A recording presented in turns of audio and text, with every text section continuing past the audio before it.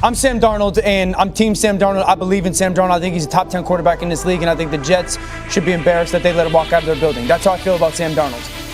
There's been moments, and you know I've been with you this year, where Sam has given me some caution. I've always believed in his talent. The failure of Sam Darnold during his tenure in New York was as agonizing and painful as anything we are ever likely to witness in the history of the NFL. It is a story of a young man who was selected as the 3rd overall pick in the draft, only to spend 3 tumultuous years in a struggling system before he was eventually shipped off to other teams and essentially left for dead by the broader football community. However, his story did not end in the shadows of the league. After bouncing around through different organizations, he eventually landed in Minnesota, where his career underwent a massive explosion of success. Then, just 1 short year later, he found himself with the Seattle Seahawks, and here we are today, watching him prepare for the Super Bowl. He stands as one of the greatest and most compelling comeback stories in recent memory. But a transformation of this magnitude does not just occur by chance or simple luck. It is the result of carefully calculated decisions made by professional organizations from the top down. Today, we will dive deep into the specific ways the Minnesota Vikings and then the Seattle Seahawks managed to rehabilitate a career that many thought was beyond saving. But before we can understand his resurrection, we must first touch upon exactly what transpired during his time with the New York Jets and analyze why things went so incredibly wrong for the young quarterback. Despite a relatively decent rookie season in 2018, the New York Jets finished that year with a disappointing record of 4 wins and 12 losses. This failure led the organization to fire their head coach, Todd Bowles, in order to bring in Adam Gase. Gase had managed to make a significant name for himself within the league as Peyton Manning's offensive coordinator, a title he held during some of Manning's most prolific years. In fact, Peyton Manning himself actually vouched for Gase during the hiring process. Of course, looking back, it is clear that Peyton Manning was largely running the ship over there in Denver himself, regardless of who held the coordinator title. Following that, Gase had a decent 3-year stint as the head coach in Miami before he eventually took over the reins from Todd Bowles in New York in 2019.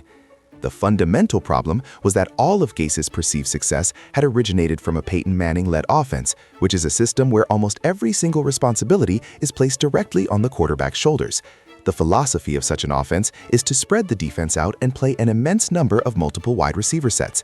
According to data from NFL.com, the Jets utilize sets with 3 or more wide receivers on 72% of their offensive snaps. Consequently, absolutely everything was put onto Sam Darnold's shoulders at a very early stage in his development. To make matters even worse, the Jets did not even provide him with a single elite wide receiver to help carry that heavy load. During the Sam Darnold tenure in New York, his top targets were Jamison Crowder and Robbie Anderson, the latter of whom eventually changed his first name to Chosen, though we will just pretend like that is a perfectly normal thing to do. Neither of these players ever managed to crack even 900 receiving yards in a single season while playing with Darnold. Therefore, the recipe for success was non-existent. It was in fact a recipe for disaster. The organization told their young quarterback that he had to run a highly intellectual Peyton Manning-style offense as a virtual rookie, while spreading out their formations with a high volume of wide receivers, despite not actually having good wide receivers on the roster. They put all the pressure on the quarterback to be the primary engine of the offense. Since those dark days in New York, Darnold bounced from the Carolina Panthers to the San Francisco 49ers until he finally landed in Minnesota in 2024.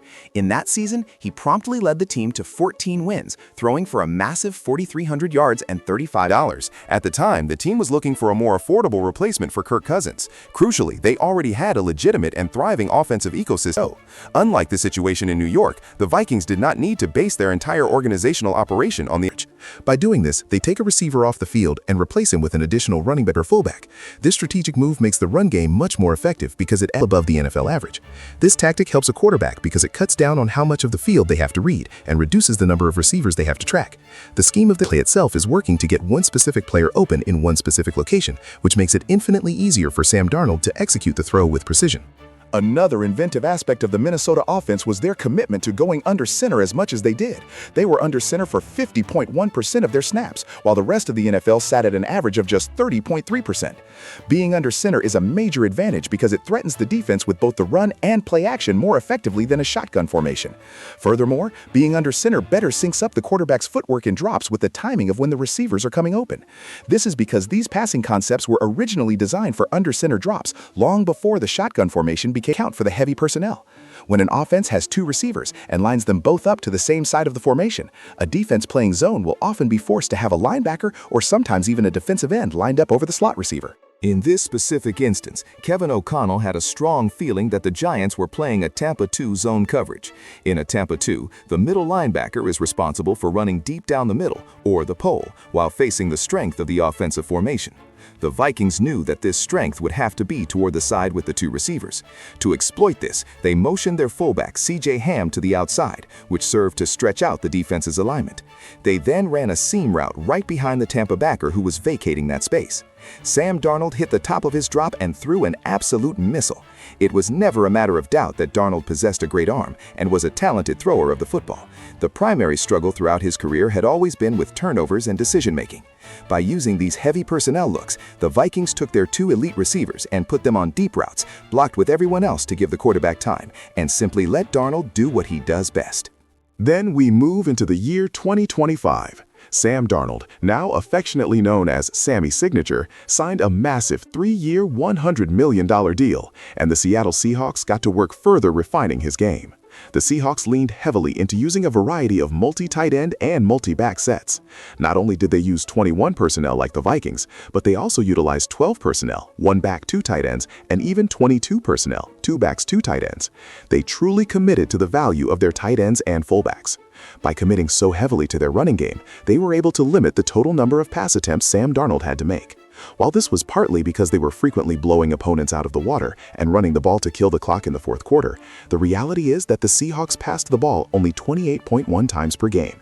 That ranked them 30th established quarterbacks, or quite frankly, for horrible teams that are constantly playing catch-up from behind. Good teams that possess below-average to above-average quarterbacks are usually trying to pass the ball as little as possible to maintain efficiency and control. This deep commitment to the running game allowed Sam Darnold and the Seahawks offense to be more explosive overall. They would go under center, fake a run to draw the defense in, and then launch deep bombs down the field. Take, for example, concept. This is a quick 5-step drop resulting in a dig route that is designed to hit right different secondary routes. But because Darnold has such an exceptional deep ball, and because defense expect the drift in the post routes, they started to defend them specifically. In response, the Seahawks sequenced their plays perfectly, playing off the reactions they knew they were going to get from the defensive backs. These play-action looks helped Darnold immensely because the offense was no longer putting everything on his plate at once. This structure allowed him to settle into the game and grow into the position more comfortably, without necessarily having to read deep into his 4th or 5th progressions on every single snap. In a game against the Los Angeles Rams, the defense was showing a too-high safety look, but something felt fishy about the alignment. You could see Jackson Smith-Njigba pointing at the safety who was creeping off the hash mark, while the cornerback was peeking inside toward the formation. This was a clear sign that the Rams were likely bringing a cornerback cat blitz. The Seahawks were running a sting route toward the end zone. Watch how Darnold immediately verified it in that specific way, but the defense was terrified of Jackson Smith-Njigba. Darnold hit his back foot, and even with pressure coming right up the middle, he delivered a perfect ball for a touchdown. Another detail that became apparent when watching the film, though it is difficult to demonstrate with just a few short clips, is how often Darnold began his progressions to his left with a short underneath concept before coming back to his right for his deeper primary progressions. The Seahawks coaching staff clearly recognized that he felt more comfortable and rhythmic when starting to his left quickly. Therefore, a large portion of the longer developing passing concepts they wanted to run were designed to cater to this preference. Now that they have successfully built Sam Darnold into the legitimate high-level quarterback he is today, the Seattle Seahawks find themselves there's no way the Seahawks would be winning the NFC Championship in a high-scoring shootout against a veteran like Matthew Stafford. Ball deep down the field with confidence. The story of Sam Darnold serves as a profound lesson to every single team in the NFL. It is not always just about the individual player's talent. Often it is about the scheme, the coaching, and the organization as a whole. No matter how bad a situation looks, and no matter how much a quarterback might be struggling with your team, he may still be capable of leading a team to the Super Bowl if put in the right environment.